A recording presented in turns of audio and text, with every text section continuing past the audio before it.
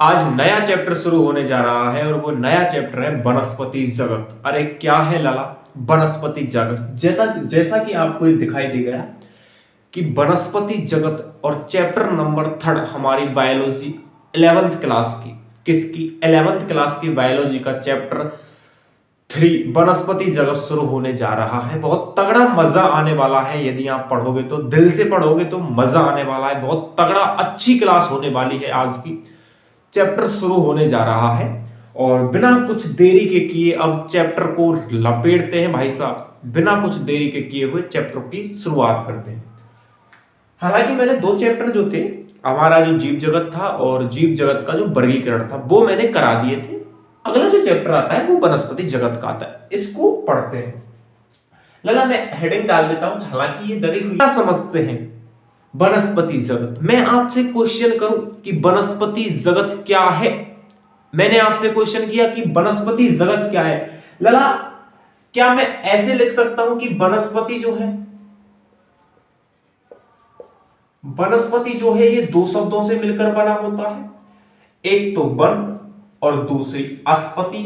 अरे लला ध्यान देना, अरे बच्चा ध्यान देना, मैं संधि नहीं करा रहा, मैं साइंस पढ़ा रहा हूं और साइंस में भी बायोलॉजी और बायोलॉजी में भी 11th क्लास की बायोलॉजी और 11th क्लास की बायोलॉजी में भी वनस्पति जगत जो नंबर 3 चैप्टर है उसको मैं पढ़ा रहा हूं। लला लला वन को मतलब क्या मैं पेड़ पौधा ले लूं?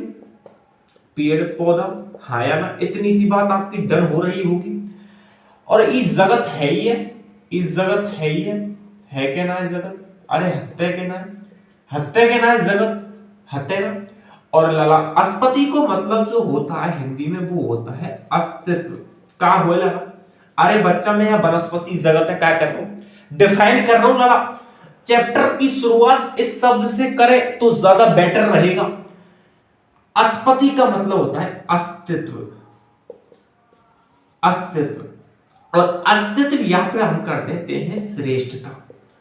अस्पति को मतलब या तो अस्तित्व कर ले या श्रेष्ठता, जिसे अपन कह देते हैं। लला जगत को मतलब जगत ही हुआ, हाँ या ना? हाँ या ना? जगत को मतलब जगत ले लो। लला पेड़ पौधा अस्तित्व का समझ में आया। वनस्पति को मतलब पेड़ पौधा और अस्तित्व, कि पेड़ पौधा को जहां पे अस्तित्व पाया जा रहा है। अरे क्या पाया जा रहा हो लला?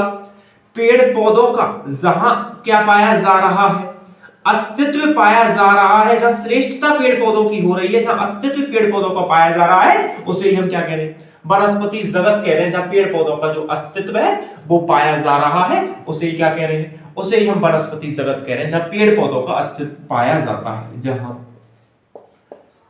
पेड़ पौधों का, लला ध्यान देना, पेड़ पौधों का अस्तित्व पाया जाता है, अस्तित्व पाया जाता है। मैंने क्या बोला लला? जहां पेड़ पौधों का अस्तित्व पाया जाता है उसे अपन क्या कह देते हैं लला? वनस्पति जगत कह देते हैं। अरे बच्चा क्या कह देते हैं? वनस्पति जगत। अगर दूसरी बात अगर अपन करें तो वो करें पेड़ पौधों द्वारा या पौधों द्वारा हमारी धरती पर। अरे किस पर लला? पहला वनस्पति जगत तो धरती पे ही तो पाया जाएगा कि आसमान में पाया जाएगा? पेड़ पौधे धरती पे ही तो लगे। तो मैंने कहा कि पौधों द्वारा हमारी धरती पर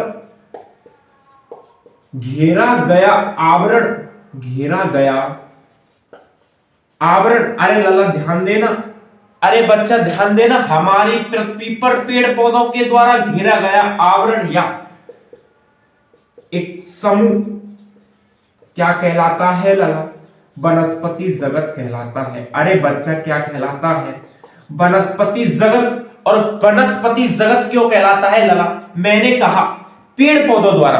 अरे पेड़ पौधों द्वारा जो आवरण, जो समूह, जो जगह इस धरती पर घेरी जा रही है, इसीलिए बातें अपन क्या कह रहे हैं? वनस्पति जगत कह रहे हैं। क्यों कह रहे हैं? जो जगह जो घिर रही है ना, वो पेड़ पौधा से घिर रही है, या कि हमारा वनस्पति जगत कह रहे हैं। यदि वो जगह, यदि वो आवरण, यदि वो समूह किसी जीव द्वारा गिरता तो उसे जीव जगत कह देते, है ना? इतनी सी बात आपकी डर है गई होगी। आई होप इतनी सी बात कतई आपके दिल दिमाग में बैठ गई होगी। इतनी सी बात बैठी है क्या ना बैठी? अरे बच्चा कतई बैठ गई होगी। या चीज की मुझे मैं गारंटी दे दो कि तुम्हारे दिमाग में वनस्पति शब्द है, या को मतलब समझ में आएगा। आयो के ना आयो। अगली जो बात शुरू होती है अपन की, वो होती है कि वनस्पति जगत में दे क्या क्या रहा है। इस चैप्टर में हम पढ़ने क्या क्या वाले हैं भाई। सबसे जो इंपॉर्टेंट जो चीज होती है वो होती है इस चैप्टर में हम पढ़ने क्या वाले हैं भाई। हमने पता है ना कि पढ़ेंगे क्या है चैप्टर में, और चैप्टर की शुरुआत कर दे तो वो थोड़ा ने अजीब सो लगे, और अजीब सो लगे या के बारे में बता दूंगा कि यह चैप्टर में हमने पढ़ना का है। अरे बच्चा पढ़ना क्या है उस चीज को देखेंगे। लला वनस्पति जगत के बारे में इतनी सी बात आपकी समझ में है कि वनस्पति को मतलब है वन, वनस्पति दो शब्द मिलो, मैं संधि फंधि ना पढ़ाया, मैं बायोलॉजी पढ़ाया, मैंने पहले कह दी। और वनस्पति लला, वन को मतलब पेड़ पौधे, और अस्पति को मतलब आप अस्तित्व ले लो या श्रेष्ठता ले लो। जहां पेड़ पौधे का अस्तित्व है, जहां पेड़ पौधों का अस्तित्व है, वहां जगत के अपन कौन सा जगत कह रहे हैं, वनस्पति जगत कह रहे हैं। या आप ऐसे ले लो कि पेड़ पौधों द्वारा हमारी धरती पर घेरा गया आवरण या घेरा गया समूह क्या कहलाता है, वनस्पति जगत कहलाता है। और वनस्पति जगत ही क्यों कहलाता है, क्योंकि वो पेड़ पौधों के द्वारा घिरा हुआ है। यदि किसी जीव के द्वारा कोई ये आवरण या समूह घेरा जाता, ये जगह घेरी जाती, तो वो क्या कहलाता, जीव जगत कहलाता। अरे बच्चा क्या कहलाता, जीव जगत कहलाता। इस चीज को मैं मिटा देता हूं, है ना, और अपन वनस्पति जगत की शुरुआत करते हैं। इसका इंट्रोडक्शन देखते हैं, हालांकि इंट्रोडक्शन ही है, और मुझे लगता है आज की जो हमारी पूरी क्लास है वो इंट्रोडक्शन में ही चली जाएगी, ऐसा मुझे भ्रम है। और भ्रम क्या है, सही बात है, आज की जो क्लास है वो इंट्रोडक्शन में चली जाएगी, बिल्कुल चली जाएगी। ये मैं लिखित में दे देता हूं आपको, आज की जो क्लास है इंट्रोडक्शन में चली जाएगी इस वनस्पति जगत के। लगा वैसे तो मैं अगर अपन बात करूं ना, वनस्पति विज्ञान लिख लो, है ना, गलत हो जाएगा। वनस्पति विज्ञान के जो पिता हैं वो थियोफ्रेटस हैं, और जीव विज्ञान के जो पिता हैं वो अरस्तु हैं। अरस्तु के शिष्य हैं ये थियोफ्रेटस भाई साहब। इतनी सी बात आपकी डन हो गई। ये छोटी सी बात आप कोने में भी लिख सकते हैं अगर बताई नहीं हो तो, है ना, ठीक है जी।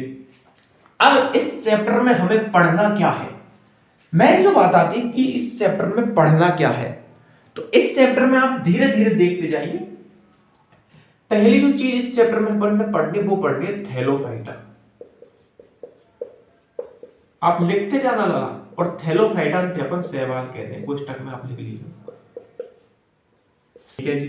पांचवी जो चीज हमने पढ़नी वो पढ़नी है एंजियोस्पर्म। एंजियोस्पर्म, और एंजियोस्पर्म से हम आवृत बीजी कहते हैं, आवृत बीजी,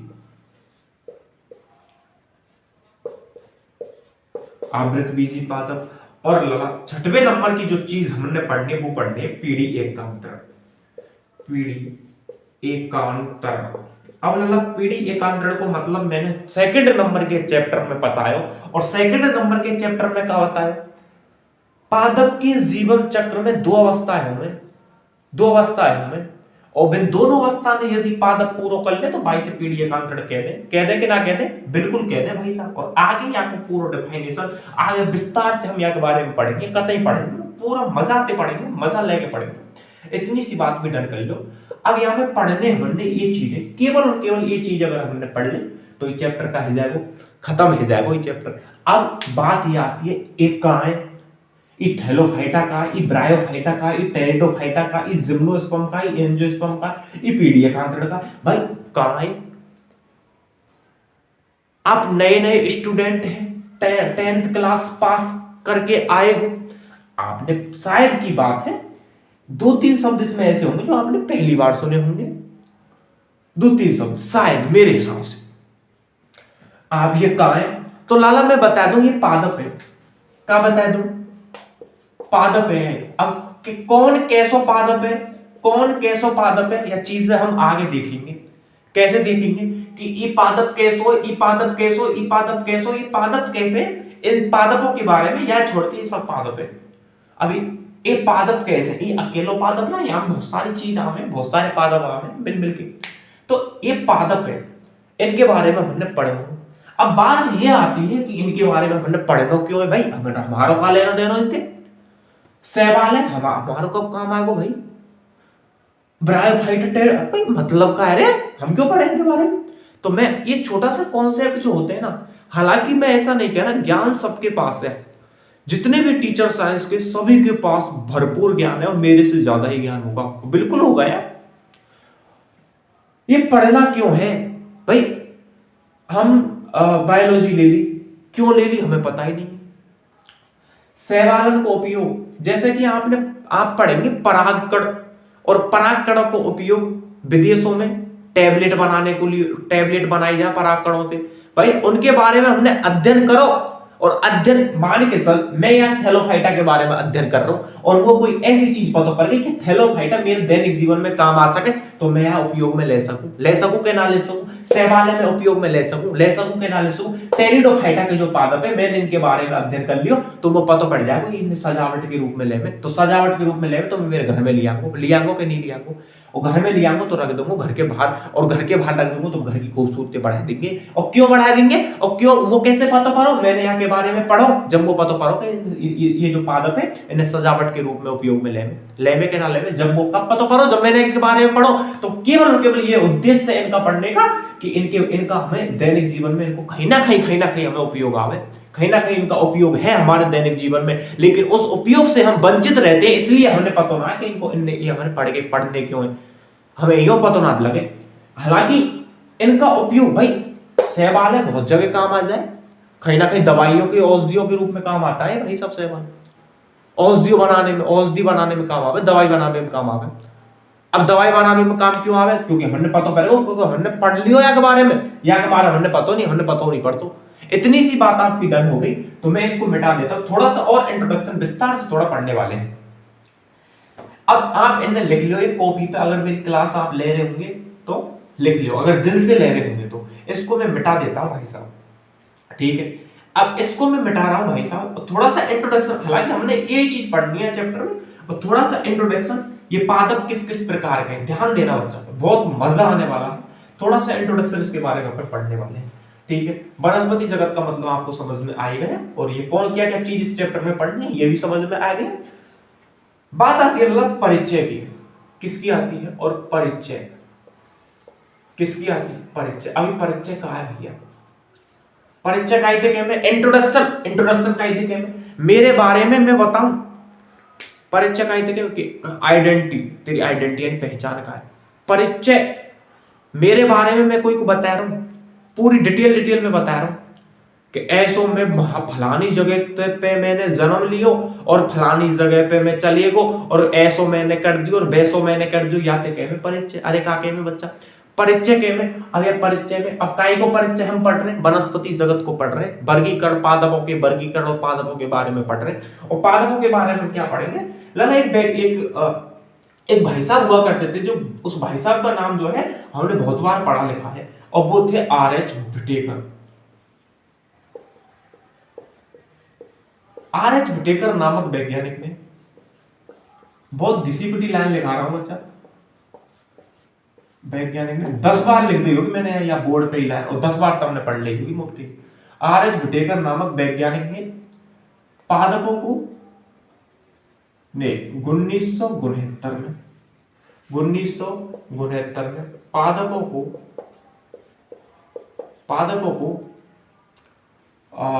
5 भागों में, 5 जगतों में बांटा। अरे बांटा कि नहीं बांटा, आपने पढ़ा कि नहीं पढ़ा, और वो क्यों बांटा, पंच जगत प्रणाली के आधार पर, पंच जगत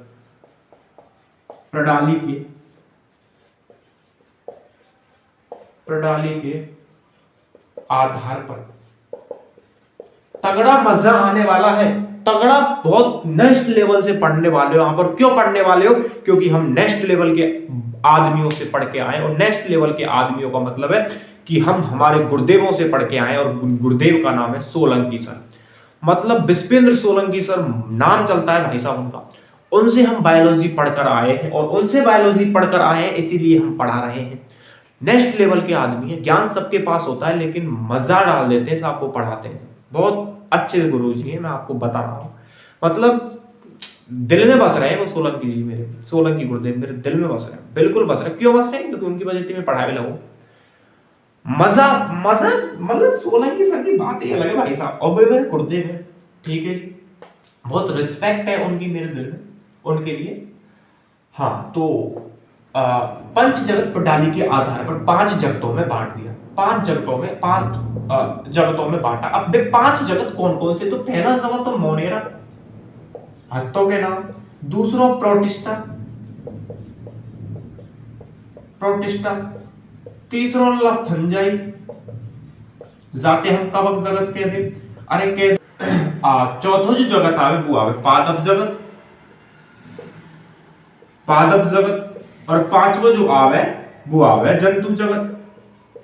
अरे का आवे लाला जंतु जगत का आवे, जंतु जगत आवे।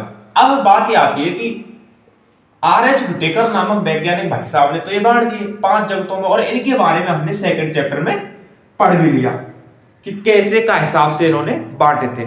सिस्टम रहा था, इन सब के बारे में हमने एक एक करके सेकंड जो चैप्टर था बायोलॉजी में वो हमने पढ़ लिया, और उनमें हमने ये सारी चीज पढ़ ली छोटे छोटे वे में। लेकिन अपन का जो तीसरा चैप्टर वो इस पादप जगत के ऊपर पूरा बेस्ड है, इसके बारे में हम पढ़ेंगे। लला परिचय में हम पढ़ रहे कि आर.एच. हुटेकर नामक जो वैज्ञानिक भाई साहब थे, उन्होंने 1969 में पादपों को 5 जगतों में बांट दिया पंच जगत प्रणाली के आधार पर, और वो 5 जगत ये थे। लला वैसे तो वर्गीकरण को जो पिता है ना, वैसे तो वर्गीकरण का जो पिता है, वर्गीकरण का पिता वो एक वैज्ञानिक भाई साहब है कॉर्लिनियस,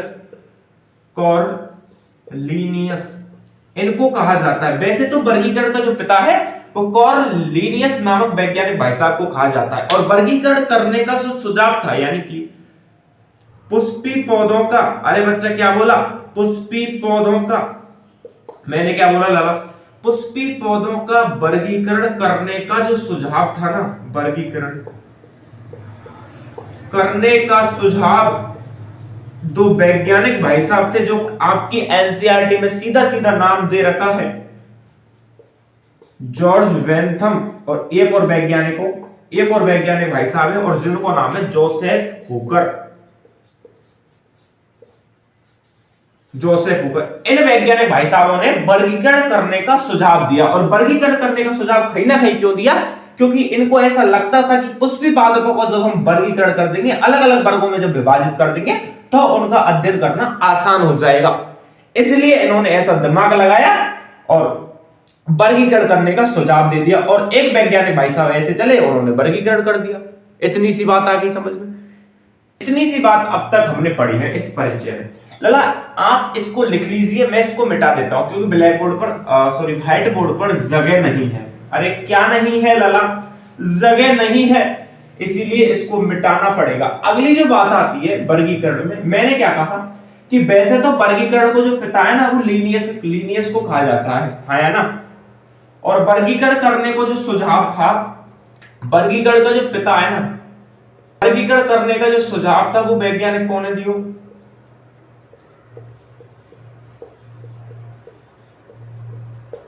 वर्गीकरण करने का सुझाव ऐसे आप समझ लीजिएगा, जॉर्ज वेंथम और जोसेफ हुकर। इन्होंने वर्गीकरण आइकलर के वर्गीकरण पर ही ये पूरा चैप्टर बेस्ड है। एडब्ल्यू आइकलर के वर्गीकरण एक छोटा सा कॉन्सेप्ट है। एडब्ल्यू आइकलर भाई साहब ने जो कॉन्सेप्ट हमके लिए बताया, हमारे लिए बताया है, वो एक अगर छोटा सा कॉन्सेप्ट यदि आपके दिमाग में है ना, तो ये पूरा चैप्टर बेस्ड है उसी कॉन्सेप्ट पर। और वो कॉन्सेप्ट क्या है वो इसके वर्गीकरण में हम देखेंगे। लला एडब्ल्यू आइकलर ने 1883 में पादपों को 2 भागों में बांटा। कितने भागों में बांटा? 2 भागों में बांटा। और इस वर्गीकरण को, और इस, या तो ऐसे लिख सकते हैं और इस एडब्ल्यू आइकलर के वर्गीकरण को, या फिर ऐसे लिख सकते हैं और इस वर्गीकरण को, और इस वर्गीकरण को, अरे किसको लला, वर्गीकरण को आइकलर का या एडब्ल्यू आइकलर का जाति वृत्तीय वर्गीकरण कहा जाता है। जाति वृत्तीय वर्गीकरण कहा जाता है। लगा इस भाई साहब के वर्गीकरण पर ये पूरा चैप्टर बेस्ड है, पूरा चैप्टर बेस्ड है इस वर्गीकरण पर। और पूरा चैप्टर बेस्ड कैसे, ये कोई पादप है लला, इस पादप को इन्होंने 2 भागों में बांट दिया अरे कितने भागों में बांट दिया लाला? 2 भागों में। इस पादप में इसके गुणों के आधार पर यदि आप मान सकते हैं, इसके लक्षणों के आधार पर यदि आप मान सकते हैं, इस पादप का क्या कैरेक्टर है, इस कैरेक्टर के आधार पर मान सकते हो कि इन्होंने 2 भागों में बांट दिया पादप को। अब लाला एक जो भाग बनाया उन्होंने वो बनाओ क्रिप्टोगेम्स, क्रिप्टोगेम्स या क्रिप्टोगेम ही ऐसे कह देते हैं आप। और दूसरा जो भाग बनाया कैनरोगेम्स,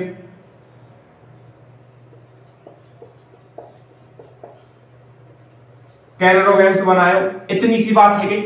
अब लाला यहां में याने कहा गई, इसने इसमें कहा कि ऐसे पादप यानी एक्सप्लेन करो कि क्रिप्टोगेम्स कैसे पादप बनने के में। लाला आप बुरा ना माने तो मैं इस चीज को मिटा के इसको थोड़ा ऊपर सरका देता हूं, आप इसको लिख लीजिए, है ना। AWI कलर का जाति वृत्ति वर्गीकरण कहा, इसको थोड़ा ऊपर लिख रहा हूं, जगह कम है, इसको मैं पूरे को मिटा रहा हूं, है ना। आप लिख लीजिएगा, इसको पहले लिख लीजिएगा। अब पादप के वर्गीकरण AWI कलर का जाति वृत्ति वर्गीकरण अपन समझेंगे ना। पादप है AWI कलर का वर्गीकरण लाला, AWI कलर ने ही पादप को इसे 2 भागों में बांट दिया, ठीक है लाला। एक हो क्रिप्टोगेम्स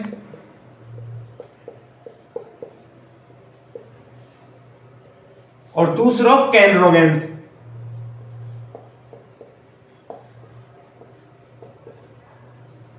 कैनरोगेम्स अब लाला यानी बांट तो दियो, यानी कह तो दई कि पादप क्रिप्टोगेम्स है में और कैनरोगेम्स है में, फिर लाला यानी एक्सप्लेन करो। और एक्सप्लेन को मतलब है यानी परिभाषित करो, का परिभाषित करो, क्रिप्टोगेम्स परिभाषित करो। और क्रिप्टोगेम्स परिभाषित कैसे किया लाला कि ऐसे पादप जिनमें, अरे किनमें लाला, जिनमें पुष्प व बीज नहीं बनते हैं, उन्हें हम कैसे पादप कह दें लाला? उन्हें हम क्रिप्टोगेम्स पादप कह दें। अरे कह दे के ना कह दे भैया का कह दे? क्रिप्टोगेम्स पादप कह दे। कैसे पादपों को कहते हैं? जिनमें पुष्प व बीज नहीं बनते हैं। और ऐसे यानी तू कह दे कि ऐसे पादप, कैसे पादप लाला? ऐसे पादप जिनमें पुष्प व बीज, अरे बच्चा क्या बोला? पुष्प व बीज बनते हैं, पुष्प व बीज बनते हैं। ऐसे पादपों को इस भाई साहब ने क्या कहा? कैनरोगेम्स। और कैसे पादपों को कैनरोगेम्स कहा कि जिनमें पुष्प व बीज बनते हैं वो कैनरोगेम्स हो गए, और जिनमें पुष्प व बीज नहीं बनते हैं वो क्रिप्टोगेम्स हो गए। लाला क्रिप्टोगेम्स में कौन कौन से पादप इन भाई साहब ने रखे? भाई कह तो दई है, कैसे कह दे कि ऐसे पादप जिनमें पुष्प व बीज नहीं बनते हैं। पहले मैंने बताओ कि चैप्टर में हमने पढ़ने का थैलोफाइटा, ब्रायोफाइटा, टेरिडोफाइटा, ये सब चीजें हमने पढ़नी। बिन्ने आप ध्यान कर लो क्या बताई मैंने, ठीक है ना। और जिम्नोस्पर्म एंजियोस्पर्म लाला इन्होंने 3 पादप लिए। एक तो लियो थैलोफाइटा, विस्तार से पढ़ेंगे लाला, मजा आने वाला है, तगड़ा मजा आने वाला। एक लियो ब्रायोफाइटा और एक लियो टेरिडोफाइटा। यानी कही कि ये जो 3 पादप हैं, ये 3 जो पादप हैं, इन पादपों में पुष्प व बीज नहीं बनते हैं। लाला थैलोफाइटा थे अपन शैवालों कह दें, क्या कह दें? शैवाल कह दें। लाला पादप जगत को ओवेचर, अरे ब्रायोफाइटा थे क्या कह में? पादप जगत का, अरे किस जगत का लाला? पादप जगत का क्या कहते हैं? ओवेचर कहते हैं। और पादपों में मैं आपके लिए एक बढ़िया नॉलेज बता देता हूं कि पादपों में सबसे जो सरल पादप है, सबसे सरल पादप कौन है? ब्रायोफाइटा है। अरे क्या है लाला? ब्रायोफाइटा सबसे सरल पादप है। और सबसे सरल पादप को मतलब क्या है मैं आपको यहां समझा देता हूं। जैसे एक डेफिनेशन आप पढ़ते हो कि थैलोफाइटा में एक डेफिनेशन आप पढ़ते हो कि इनका शरीर थैलस नुमा होता है। कैसा नुमा होता है लाला? थैलस नुमा। और थैलस नुमा को अर्थ है कि ऐसा जीव शरीर, ऐसा क्या शरीर लाला? जीव शरीर जिसमें जड़ तना पत्ती नहीं पाए जाते हैं, जड़ तना पत्ती नहीं पाए जाते, ऐसे जीव शरीर को थैलस नुमा जीव शरीर कहते हैं। और इसका क्या मतलब है? जिसमें जड़ तना पत्ती नहीं पाए जा रहे, ऐसा थैलस नुमा जो शरीर है वो सरल प्रकार के पादपों में, सरल प्रकार के पादपों में पाया जाता है। और सरल प्रकार के पादप कौन होगा? शैवाल है, वो कवक है वो। और जिनमें सबसे सरल जो पादप है वो कौन है? ब्रायोफाइटा है। या को मतलब ये सरल पादप को मतलब, तो पादपों में जो सबसे सरल पादप है वो ब्रायोफाइटा है, आप याद रखिएगा। और पादप जगत का उभयचर नहीं सॉरी सरीसृप, पादप जगत का सरीसृप कहते हैं। पादप जगत का सरीसृप किसको कहते हैं? टेरिडोफाइट पादपों को पादप जगत का सरीसृप कहा जाता है। ये छोटा सा कॉन्सेप्ट यदि आपने यहां समझ लिया तो मैं सच बता रहा हूं पूरा चैप्टर आप पर आ जाएगा, छोटा सा कॉन्सेप्ट। और लला यानी कैनरोगेम्स में दो रंग दिए, एक तो रंग दियो जिम्नोस्पर्म और एक रंग दियो एंजियोस्पर्म। अरे कौन रंग दियो लला? एंजियोस्पर्म। अब लला इतने कॉन्सेप्ट को यदि आप समझ लिए ना भाई साहब, तो ये पूरा चैप्टर इस कॉन्सेप्ट पर बेस है कि ऐसे पादप जिनमें पुष्प बीज नहीं बनते, तो ये 3 पादप है जिनमें पुष्प बीज नहीं बनते। इसके भाग पढ़ेंगे, इसके बारे में पढ़ेंगे, इसके बारे में पढ़ेंगे तो बहुत घपला हो जाएगा। और घपला क्यों हो जाएगा? यदि आपने ये कॉन्सेप्ट नहीं समझा तो घपला हो जाएगा भाई साहब, झोल हो जाएगा। तो इस कॉन्सेप्ट को आप यहां समझिएगा। और जिम्नोस्पर्म पादप हम क्या कहते हैं?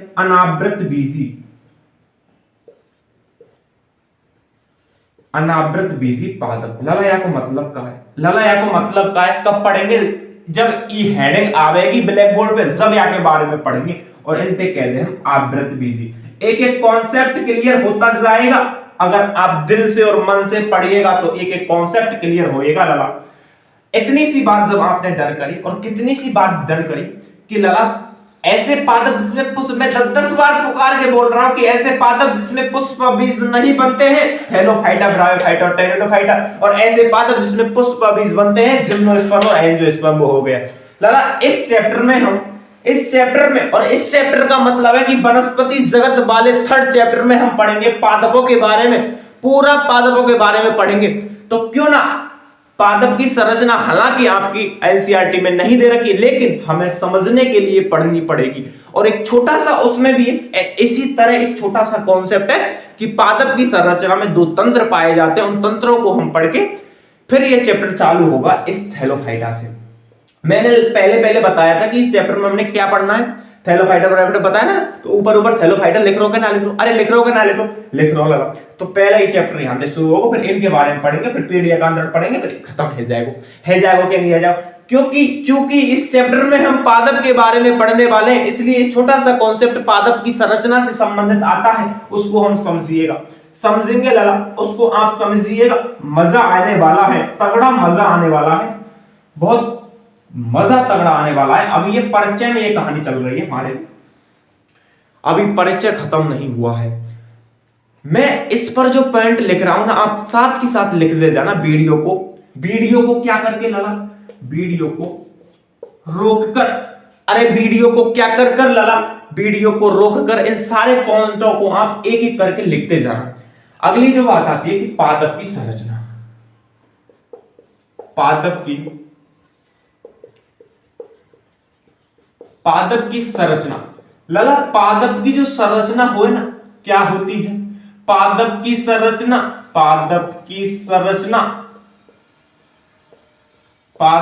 संरचना में 2 तंत्र पाए जाते हैं। क्या तंत्र पाए जाते हैं? 2 तंत्र पाए जाते हैं। अब वो 2 तंत्र कौन कौन से? एक तंत्र है वो जिनमें तंत्र का और मूल तंत्र का। भाई मैंने कह तो दई, और कैसे कह दई कि पादप की संरचना में 2 तंत्र पाए जाते हैं, एक प्रोतंत्र और एक मूल तंत्र। लगा पादप का चित्र अगर हम बना के देखें,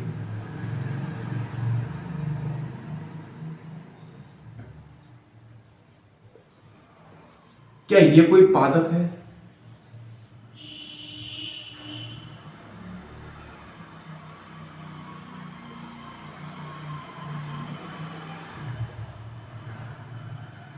क्या ये कोई पादप है? हाँ या ना?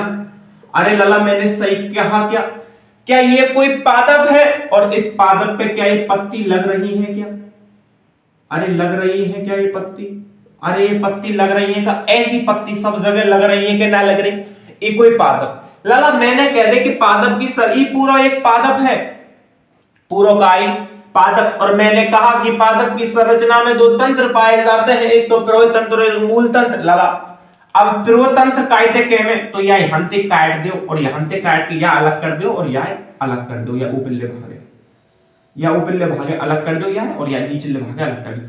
तो लाला याते तो हम कह देंगे पूर्वतंत्र, अरे क्या कह देंगे बच्चा, पूर्वतंत्र और याते कह देंगे हम मूल तंत्र। इतनी सी बात समझ में आ गई। अरे मूल को मतलब जड़ होए के ना होए, अरे मूल को मतलब जड़ होए के ना होए, तो ये तो जड़ वालो तंत्र है वो के ना है वो, ये जड़ हत्ते के ना, ये जड़ हत्ते के ना, इतनी सी बात है ये करना है डन।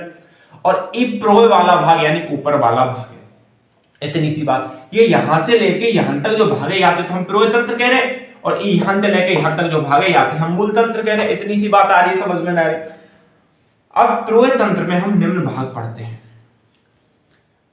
प्रोय तंत्र की अगर हम बात करें, मूल तंत्र को मैं हटा देता हूं, प्रोय तंत्र की अगर हम बात करें तो इसमें निम्न भाग अपन पढ़ते हैं, निम्न भाग। और निम्न भाग कौन कौन से, पहला जो भाग यहां पढ़े वो पढ़े वो तना, और तना खाए लो भाई, यहां से लेके यहां तक ये तो प्रोय तंत्र है, और यहां पे तना खाए, क्या ये तना ही है, क्या यही तो तना है, तना है वो। दूसरों का पढ़े हो, क्या तना है और तने से ये क्या शाखा निकल रही है, ये शाखा निकल रही है तो तना। दूसरा हम पढ़ेंगे शाखा, अरे हाँ या ना, इनके बारे में नहीं पढ़ेगा, बट इसके बारे में पढ़ लो आप, प्रोतंत्र के बारे में केवल लाला। क्या तीसरा हम पढ़ेंगे, क्या इन शाखाओं पर ये पत्ती आ रही है, अरे आ रही है या नहीं आ रही लाला, क्या शाखाओं पर ये पत्ती आ रही है, हाँ बिल्कुल आ रही है, बिल्कुल पत्ती आ रही है। क्या पत्तियों पर फिर पुष्प आएंगे, सॉरी पत्तियों की बगल में क्या आएंगे, पुष्प आएंगे, आएंगे कि नहीं आएंगे लाला, अरे आएंगे कि नहीं आएंगे बच्चा। और पुष्प आएंगे तो क्या पुष्पीय कलिका दिखेंगी, पुष्पीय कलिका, भाई पत्ती आ रही है तो पुष्प आएंगे, धैर्य तक होना कहूं, और पुष्प आएंगे तो पुष्पीय कलिका हमने देखने को मिलेंगी। पुष्पीय कलिका की किस क्रम में क्या सिस्टम है, और पुष्पीय कलिका जब आएंगी तो क्या हमने पुष्पन को क्रम दिखेगो, अरे दिखेगो कि नहीं दिखेगो, कि पुष्प क्रम को मतलब क्या है कि पुष्प किस क्रम में लगे हुए हैं। अब भाई इनको एक क्रम ही तो है, मान के चल यहाँ पुष्प लग रहा हो, यहाँ पुष्प लग रहा हो, यहाँ पुष्प लग, तो ये पुष्पन को क्रम ही तो है कि कैसो क्रम में, रैखिक क्रम में लग रहे हैं, फलाने क्रम में लग रहे हैं, ढेके क्रम में लग रहे हैं, हाँ या ना, इतनी सी बात है। तो लाला कितने पढ़ लिए, 6 है ये, और 7 वो जो आवे हमारो, और 7 वो जो आवे वो क्या हमें फल, क्या फल के बारे में हम पढ़ेंगे, क्या एक पेड़ पर फल आता है, बिल्कुल आता है। क्या फल में बीज होता है, फल में अगर फल आ रहा है तो फल में बीज भी होगा, अरे होगा कि नहीं होगा। तो प्रोय तंत्र में केवल और केवल इतनी सी बात पड़ती है, तना इनो शाखा, ये शाखा निकल रही बगल में, पत्ती आप जान रही है, पत्ती का पुष्प के बारे में भी आप जानते हो, पुष्पीय कलिका और पुष्प क्रम यानी किस क्रम में लग रहे हैं, फल और बीज। 1 2 3 4 5 6 7 8 चीज, 8 जो हमारा कॉन्सेप्ट है, 8 जो कह सकते हैं जो ये सिस्टमैटिक तरीका है, ये हमें पढ़ना है और यही हमने पढ़ना था।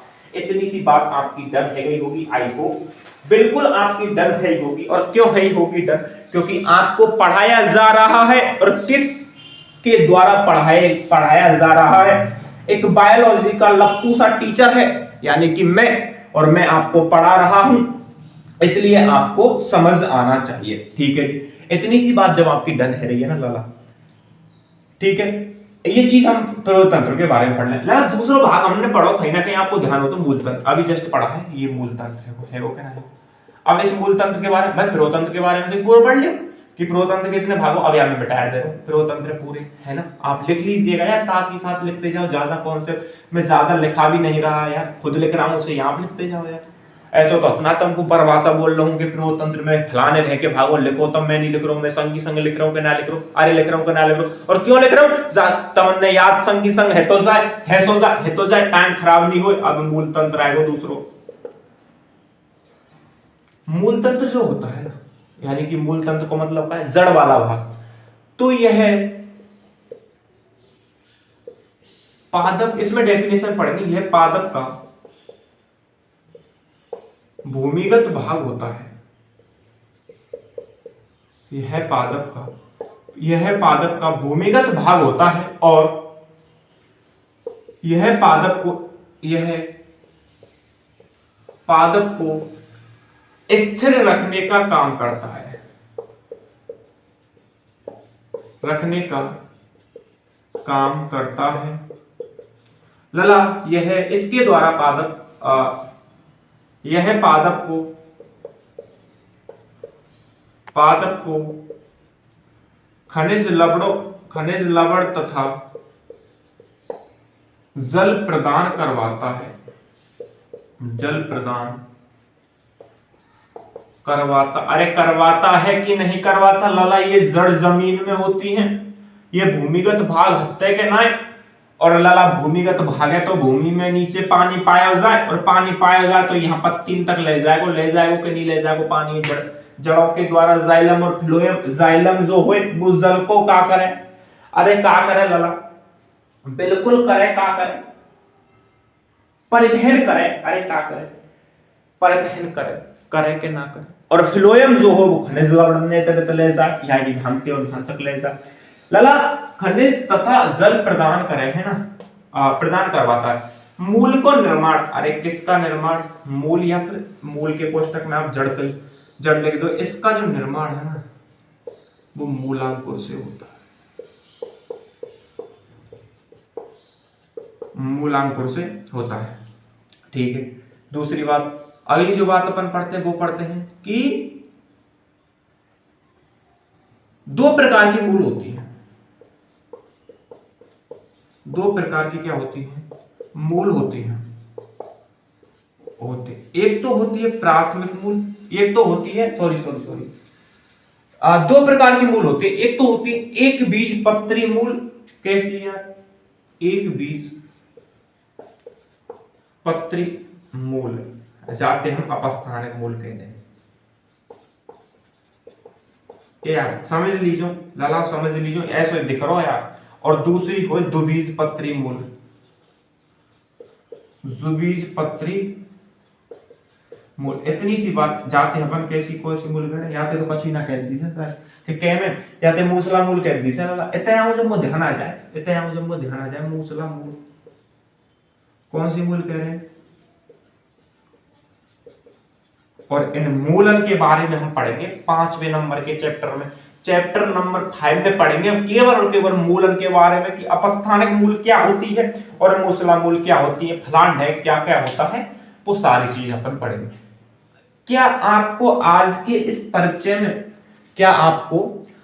इस परिचय में बहुत सारी चीज आ गई समझ में, बहुत सारे कॉन्सेप्ट क्लियर हो गए। यदि आपने ये चीज पढ़ लिया तो ये चैप्टर आपके लिए आसान हो जाएगा।